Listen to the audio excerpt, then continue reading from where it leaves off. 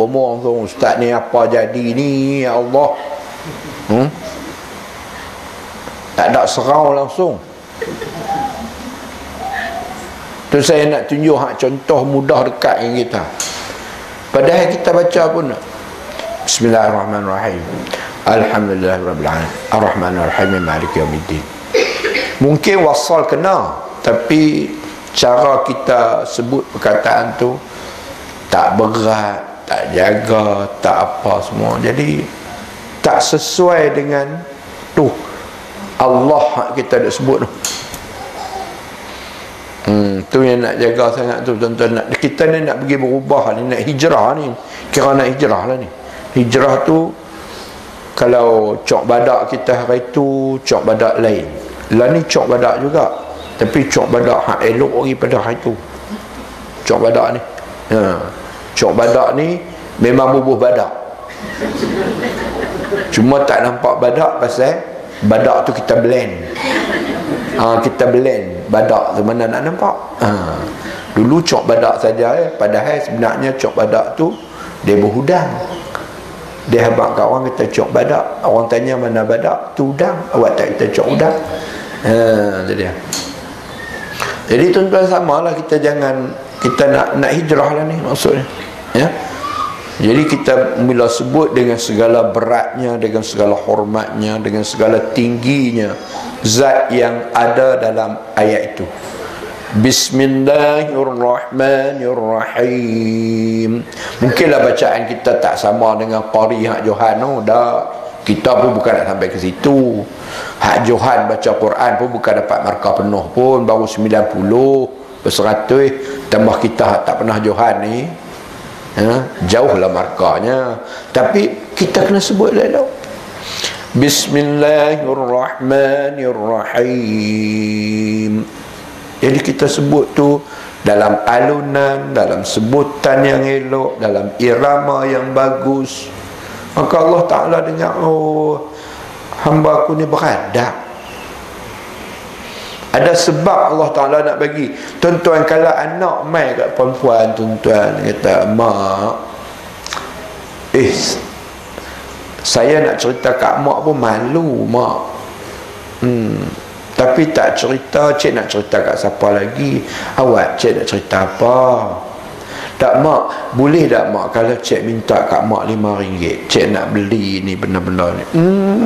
Dia seluk poket bagi 10. Pasal apa? Cara sebutan tu, ayat elok, dan nombor 2, dia hormat kat mak nak dengar tu.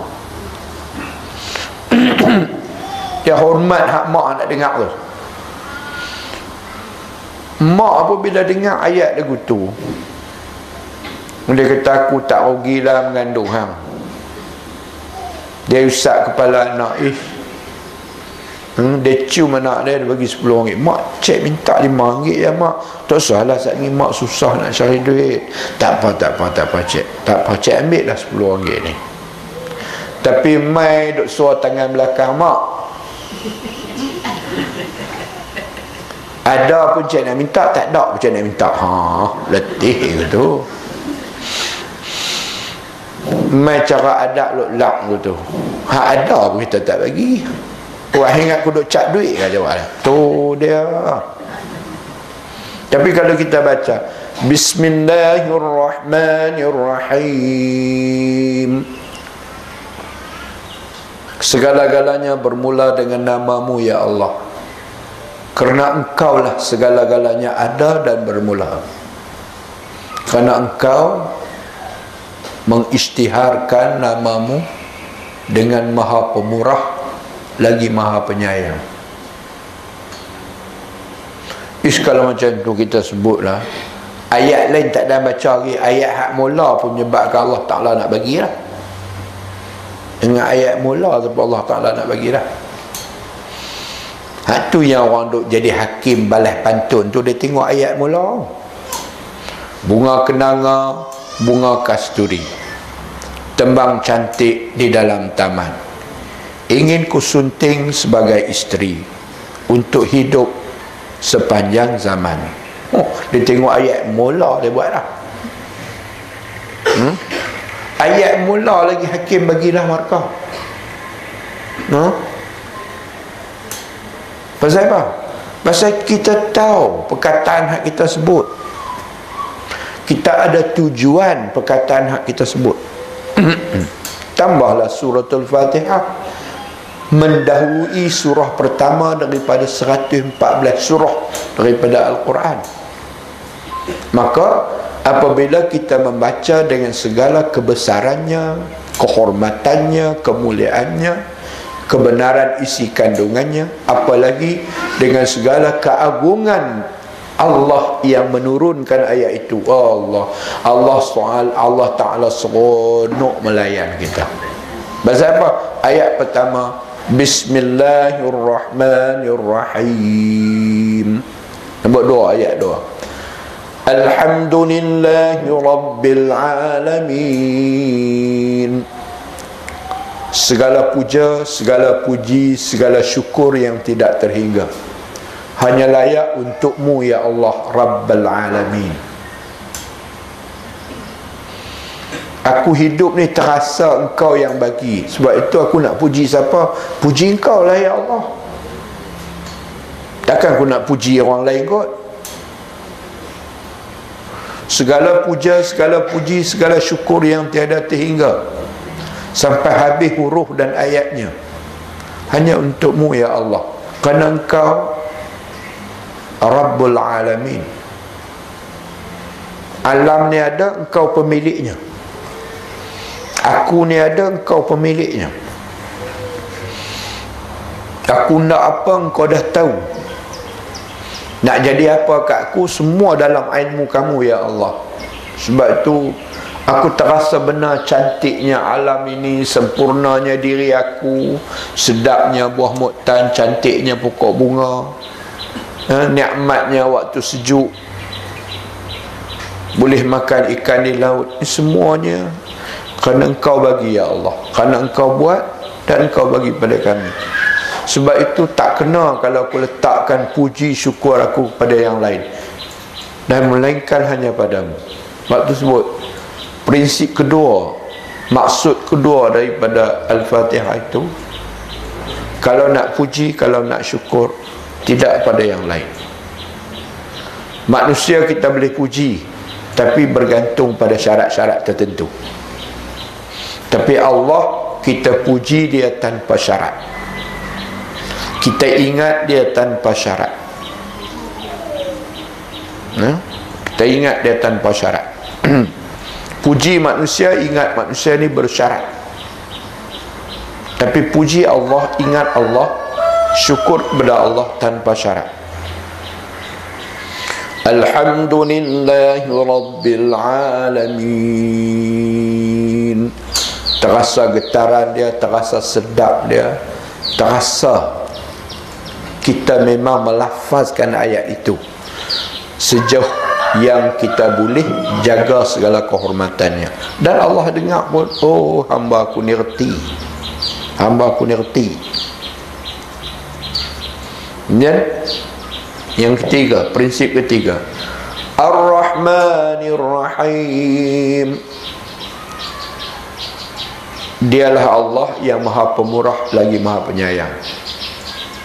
Kita dapat hidup elok ni dengan sebab kepemurahan Allah, kasih sayang Allah. Kalau bukan kasih sayang Allah, tunggil langgar habis dah kita.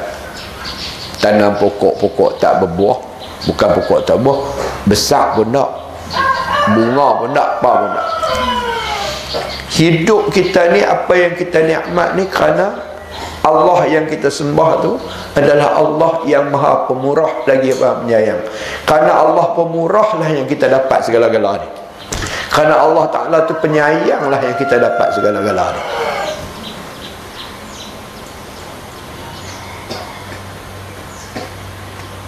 Oleh sebab tu bila kita baca dengan gambaran makna dia.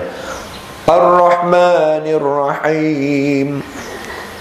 Bukan nak baca, kita baca Fatihah Ar-Rahmanir-Rahim, yang tu orang nak masuk tilawah. Tak apalah, tu waktu dia kena tempat tu dia nak masuk tilawah, biar Tapi kalau kita majlis cukup Ar-Rahmanir Rahim. Bacaan aku ini ya Allah hanya untuk menzahirkan dan mengisytiharkan bahawa aku takkan rasa hidup sebegini kalau bukan kerana pemurahnya Engkau ya Allah, kalau bukan kerana penyayangnya Engkau ya Allah.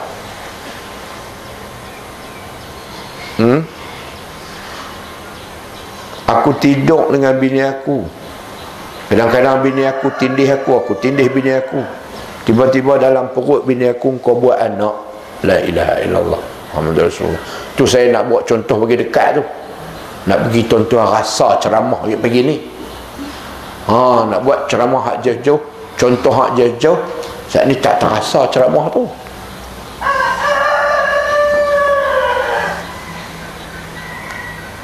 Kalau bukan kerana Engkau pemurah, kalau bukan kerana Engkau penyayang, kalau ada Tuhan lain lah katanya, aku tak akan rasa, dan semua makhluk di dunia ni tak akan rasa nikmat macam ni. Dalam buah nyok siapa pergi buah gula lah ayat nyok? Dalam buah muktan siapa pergi buah gula dalam isi muktan? Dalam isi durian siapa buah gula dalam isi durian?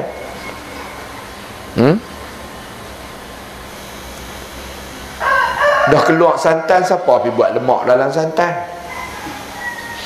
Kawat pokok nyok tak ada akar besar-besar macam pokok lain. Pokok lain ada akar terekam masuk dalam tanah. Pokok nyok tak, korek-korek bulat di bawah tu pun tak tumbang. Awak ayam kukuk gitu. Awak tak bunyikan lagu aci-aci buka pintu surau ni. Semua ni semuanya kerana Engkau ya Allah. Kenapa? Pasal apa Engkau? Engkau sangat pemurah, Ar-Rahman. Lagi dia abang. Betul tu dia kata.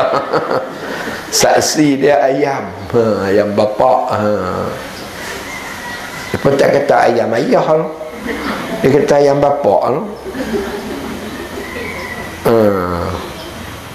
Pasal Engkau pemurah, nombor 2 Kau penyayang. Tengok 3 kali lah. Duk tahniah. Jadi tuan-tuan, bila kita sebut Ar-Rahmanir Rahim, aduh, Allah Ta'ala dengar. Dia kata, hamba aku ni, ya, dia jawab tu. Tiap-tiap satu perkataan tu Allah Ta'ala jawab. Ya, Allah Ta'ala jawab. Tuan-tuan, yang ketiga, Maliki Yaumiddin. Engkaulah ya Allah, Raja, pemerintah, pemilik pada hari kiamat, yang paling berkuasa. Engkaulah ya Allah, Raja, penguasa, yang berkuasa atas hari kiamat.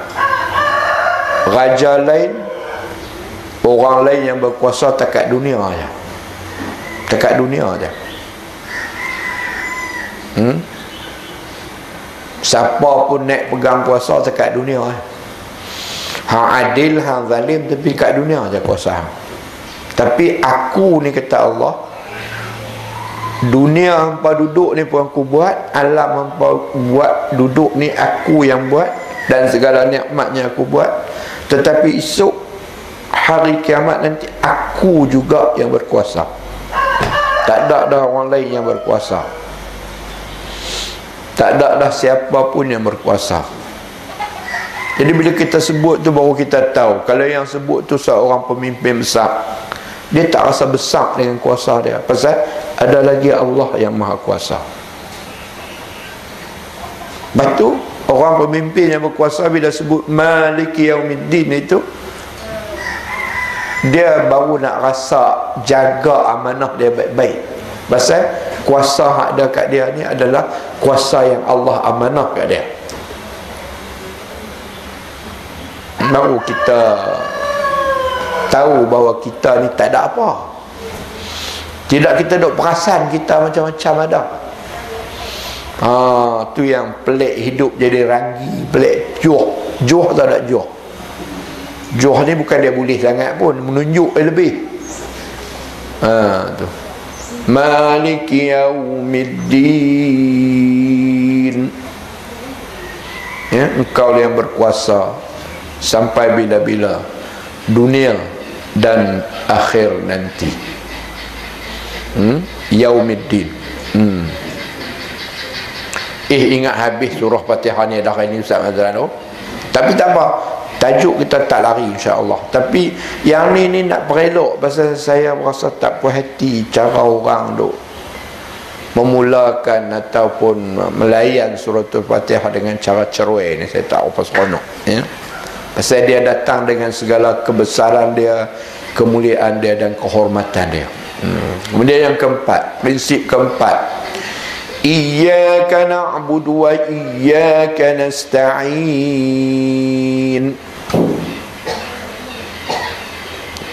Ya. Iyyaka na'budu wa iyyaka nasta'in. Iyyaka na'budu wa iyyaka nasta'in. Hanya engkaulah ya Allah yang sentiasa kami mengabdikan diri. Hanya engkaulah ya Allah yang sentiasa kami mohon segala bantuan, segala pertolongan. Na'budu wa nasta'in. Ada dua perkataan situ. Na'budu, nasta'in. Kalau bahasa dia panggil na'budu nasta'in tu, dari segi nahwu dia panggil fi'lul mudhari'. Fi'lul mudhari' ni ayat bahasa Melayu, nahwu Melayu kata apa tu tahu, lupa lah. Tapi orang putih ingatlah present continuous tense. Present continuous tense. Ada cikgu orang putih kat sini. Maknanya na'budu ni hanya engkaulah. Kalau nak terjemah dia kena ada perkataan sentiasa. Sentiasa. Hanya engkaulah yang sentiasa kami mengabdikan diri. Artinya tidak ada saat pun dalam hidup ini yang kami tidak mengabdikan diri padamu. Susah senang kami tetap sentiasa mengabdikan diri padamu. Nasta'in, dan hanya engkaulah yang sentiasa kami mohon pertolongan. Sebab manusia, apalagi rimau dan gajah, dia tak boleh tolong macam Allah Ta'ala tolong. Sebab nak tolong dengan apa? Manusia boleh tolong dengan duit, tapi dia tak boleh tolong dengan kasih sayang. Allah Ta'ala pula dia boleh tolong dalam macam-macam bentuk. Masya Allah. Dia tolong kita bak makanan sampai ke dalam laut, dia buh makanan. Sampai ke dalam rimba dia buh makanan. Apa pergi carilah. Dalam hutan tu ada makanan apa. Pergi cari. Kita tidur tengah malam. Kita tidur tu kita sedap, tapi kita lena kan kita sedap. Lena. Kalau Allah Ta'ala tak tolong kita waktu kita lena, dan waktu kita lena tu tak sedap, jaga-jaga nu duduk tengah pulau Dayang Buntin tu. Sebab waktu kita tak sedap, Allah Ta'ala boleh angkat kita nu pituk tu. Pasal apa? Hang tak semayang, aku lah angkat hang pitak kat rimau dalam atas gunung tahan padam kau. Tapi Allah Ta'ala tak buat begitu. Pasal kita duk baca iyyaka na'budu wa iyyaka nasta'in. Kepada engkaulah yang sentiasa aku abdikan diri, dan kepada engkaulah yang sentiasa kami mohon pertolongan. Oh, hampa minta bantuan aku no, hampa minta tolong kat aku no. Hampa mengaku kata yang boleh tolong kamu adalah Allah. Oh, kalau lagu tu dia tolong kita. Tiap-tiap kali lena dia jaga. Dia jaga cukup elok. Dia bagi gelap tu pun nikmat. Sebab tidur lena dalam cerah lain, lena dalam gelap nikmat dia lain. Ya, tuan-tuan tak percaya, tuan-tuan pergi lena tu cerah dengan tuan-tuan masuk dan lena waktu malam. Malam ni bila dia gelap, dalam gelap tu ada rahmat, dan rahmat tu sangat sesuai untuk lena. Allah, lena syok lah, tak kira lah. Sebab tu dalam keadaan apa pun hidup kita ni hanya nak minta tolong daripada Allah. Yang kita duk buat tu ikhtiar aja. Itu undang-undang ikhtiar. Jadi bila kita sebut pun kena sebut bergelak lah. Pasal ayat tu pada menyatakan kita mohon pertolongan Allah dalam keadaan kita mengabdikan diri pada dia, dan kita tidak akan berhenti mengabdikan diri, dan kita tidak akan berhenti minta bantuan, pertolongan, perlindungan daripada Allah. Pasal itu dalam perkataan yang kita bawa sentiasa. Tu kena ingat tuan-tuan. Iyyaka na'budu wa iyyaka nasta'in. Tu yang keberapa dah? Yang keempat, kelima dah. Lepas tu yang keenam, ihdinas siratal mustaqim. Hak pertama sekali nak minta tolong di kau ya Allah, hak mula sekali nak minta tolong di kau ya Allah adalah tunjukkan kami jalan hidup yang lurus. Bukan hak mula-mula nak minta kaya, nak minta jadi kita hebat. Tak. Kita minta hidup kita ni biar elok, biar lurus.